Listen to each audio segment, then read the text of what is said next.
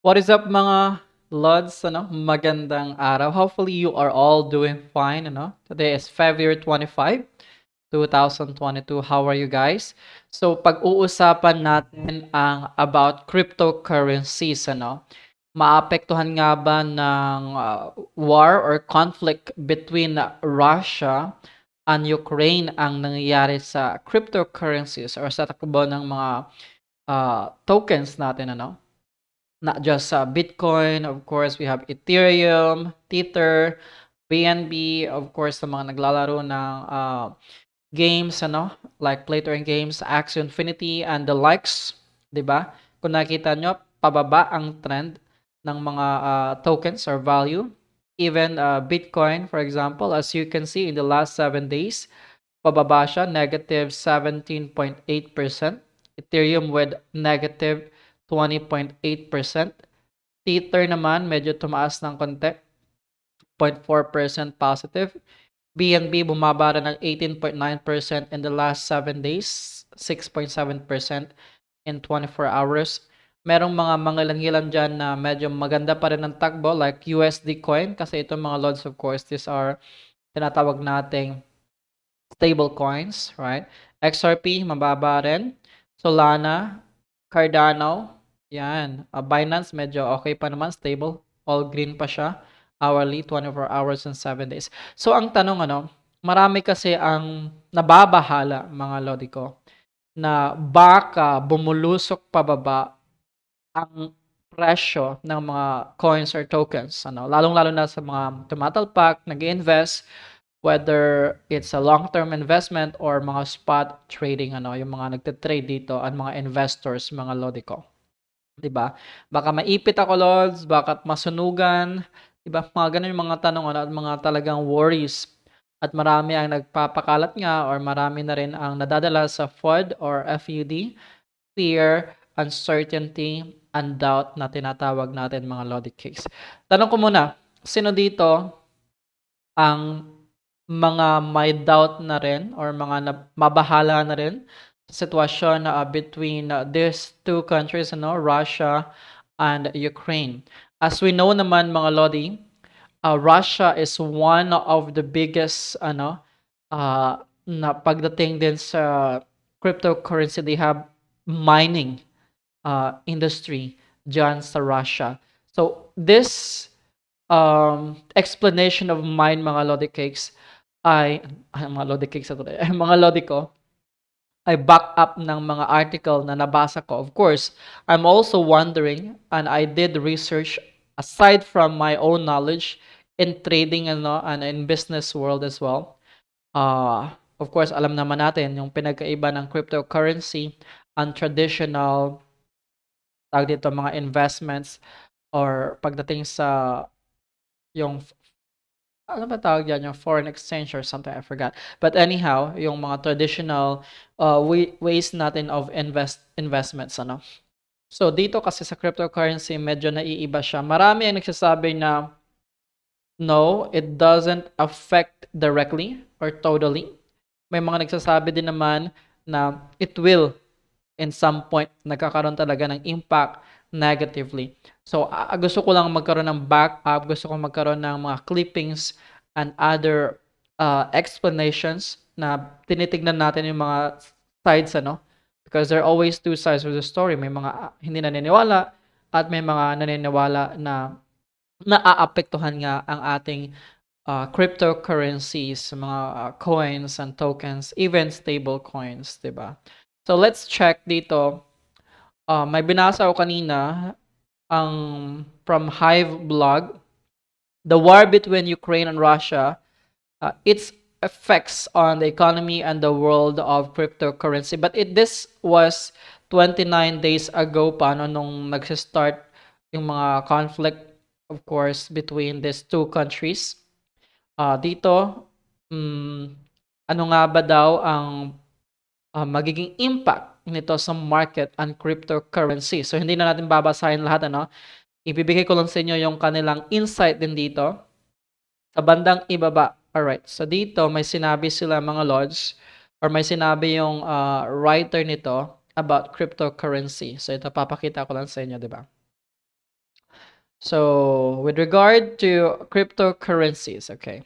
Regarding cryptocurrencies, the mere idea daw of a conflict can lead many investors, especially the big ones that still play with the traditional rules of the stock market, to move their assets from cryptocurrencies, okay, that are considered high risk investments. So yun ano, ang palagay niya, of course, para dito, i-move daw yung mga assets from cryptocurrencies that are considered high risk investments. So, aalamin of course natin, or anuman ang kanilang pinag-iinvestan ng mga cryptocurrencies na in a high risk investment, na tinatawag natin kung maapektuhan ba directly ito, katulad ba ng BTC, maapektuhan ba siya directly or indirectly, Ethereum and the likes, or so on and so forth, di ba?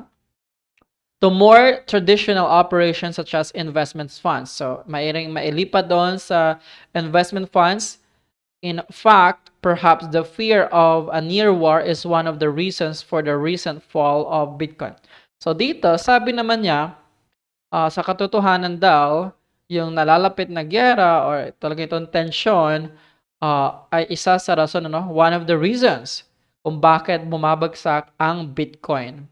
And therefore, all other cryptocurrencies din, mga lodi ko. Okay. So, although it's not the only one, since the beginning of the implementation of a change in the interest rate of the US Federal Reserve, with the aim of collecting some of the excess liquidity in the market resulting from social assistance policies, yada yada. Ito, sinasabi ko sa inyo. Ang Russia daw, ay isa sa pinakamalaking cryptocurrency mining industries. Of course, gusto ko ipakita sa inyo, para naman back up tayo with some of this information, di ba? So, isa ang Russia sa may pinakamalaking cryptocurrency mining industry in the world, mga lodi. Okay? And although it is located in inland, away from the front lines, modern warfare emphasizes cyber warfare, which can cause connection. Ito yung talagang totoo, di ba? Yung connection failure, mga lords, pag nagkaroon ng slight problems, whether from small to big problem about the connection, it will really affect, di ba? Maapektuhan talaga niya directly. Okay? So, connection failures of mining, ano nangyari? Mining machines and even the loss of blocks stored in physical wallets on Russian territory. Okay, but this possibility is remote, and mining would not take long to relocate, as happened in the case of the ban in China. So, na-relocate naman siya. So, does that mean na tatagal ba na ang pagbulusok? Hindi naman. Kasi, it's like a short time lang din naman. Remember, mga lodi, ang cryptocurrencies, of course, these are, tinatawag nating, hindi siya govern talaga, by the government. So, mayroon decentralized, di ba? Decentralized itong ating cryptocurrencies. Okay? So, meron talagang, hindi naman talaga siya ganun kabilis maapektuhan, or talagang bubulusok to the point pababa. Okay? Ukraine then has a cryptocurrency market among the 10 largest in the world. O, diba? So, Ukraine ay nandun rin sa top 10 largest in the world. In September last year, passed a series of laws regulating the cryptocurrency market, which, while having positive aspects such as possibility of opening domestic banking, the cryptocurrencies, o diba, meron silang mga pinasang laws dyan sa Ukraine, also include tax and the requirement of government permits to operate, something that worried many due to the history of corruption in the country. So, isa sa problema, parang anong nangyari nun sa decentralized, if it is governed, magkakaroon ng government permits to operate something. Okay, anyhow, that's one of the clippings, or maaring, of course, article na pagbabasihan natin. Meron pa dito isa, mga lodi ko. The current situation has its effect on economy as well as market. Ito naman sa thecoinrepublic.com. So dito, may sinabi nito, crypto invasion. Okay, ano ba yan? Crypto invasions, be it with 3 development or metaverse projects, are at their pace unaffected due to any issue or conflict anywhere around the world. Even with the global crypto market was experiencing drastic dips, talagang matinding pagbaba, no, drastic dips lately. Projects will projects related to blockchain, yung mga with regard to blockchain tech, were consistently getting funds and required push. So nagtutuloy-tuloy pa rin naman daw to consistently. So hindi talaga siya para naman dito talagang totally maapektuhan. Which I can agree din naman, but somehow again with the connection of the Russia and Ukraine, which nasa top 10 niya sila, 'di ba? The mere fact na sila one of the biggest, then meron talagang apekto rin para sa akin. Okay. So as cryptocurrency has become far more correlated with traditional markets over the past 2 years, if these commodity prices are hit, the prices of crypto are also likely to be affected in the short term. So short term, maapektuhan din. So sa mga nagtitrade dyan, sa mga nagpa-panic selling, mahirap din kasi talaga masunugan or maipit dito, ano. So you do the math, if it's favorable pa rin naman sa inyo mga lodi, then pag-isipan nyo kung i-sell nyo ba or i-hold nyo pa. Sa mga bago naman at gustong mag-abang-abang ng dip, of course, antayin nyo talaga kung ano yung pinaka support line nito, ano, kung saan kayo bibili mga lodi. Kasi sa trading world, again, we have the golden rule of thumb pa rin naman, buy low, sell high. So hindi ka naman magbebenta sa mababa, but then again, kung masusunugan ka, much better mo na rin ibenta kaysa naman maabutan ka ng ganong sitwasyon. It's still your discretion. You need to do more deep research pa rin pagdating sa mga ganito, ano. Trading ay hindi ganon kasimple. Alright, mga lodi. Ito ay somehow complicated, ano. Hindi lang siya yung laro-laro na parang sumusugal ka, okay, papasok ko yung pera dito, or whatever. You need to know how the market works, especially the cryptocurrency world, ano. Dapat may alam ka rin, of course, back up ng mga some kind of conclusions, some kind of talagang information. Kahit sa, for example, even with, you're doing technical analysis, for example, it's important to do technical analysis. If you notice, or if you know, I mean, and if you feel that you can have TP or makapag-TP ka na, then go for it. Take advantage mo na yan, mag-take profit ka na, kaysa naman mawalan ka pa. Diba? Ganun lang din naman yon. Talagang pag-aaralan mo kung kailan ka papasok, kailan ka pumasok, kailan ka lalabas. Okay?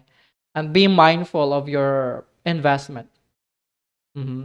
Sa mga malalaki na mga investors dyan, and they don't mind really kung at least malulugi sila in some point in time at makakabawi naman sila. Pero sa mga bagong traders at sa mga hindi pa ganun kasanay, then you need to really worry about your investment and to take care of your hard-earned money, di ba?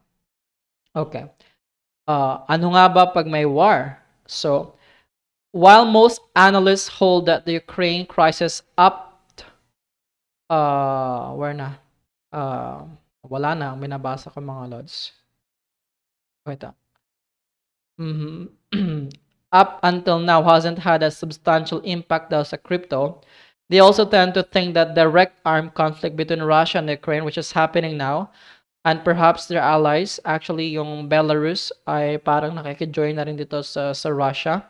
But the NATO, tandaan nyo, ang NATO mga lods ay hindi gagalaw yan hanggat wala namang talagang tinitira or naapektuhan sa NATO countries, ano.